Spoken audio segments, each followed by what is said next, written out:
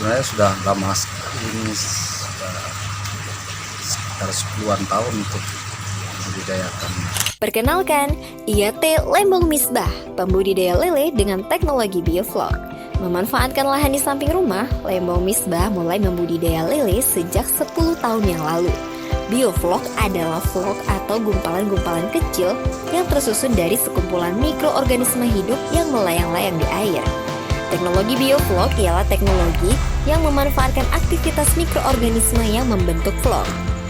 Inilah yang diaplikasikan oleh Lembong Misbah untuk mendapatkan hasil panen lele yang melimpah.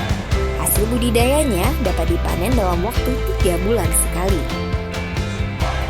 Selain itu, ia juga memproduksi lele kering yang ia beri nama Sengkoto.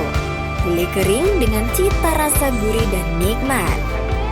Untuk produksi Sengkoto dilakukan dengan 2 cara, pemanasan dalam mesin oven dan pengeringan manual sinar matahari.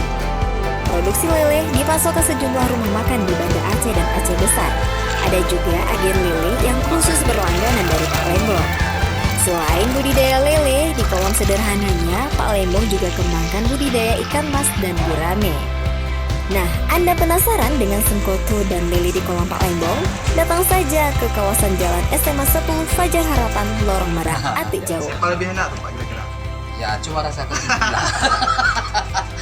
Kenikmatan itu ternyata berbeda dengan lidah satu dengan yang lain.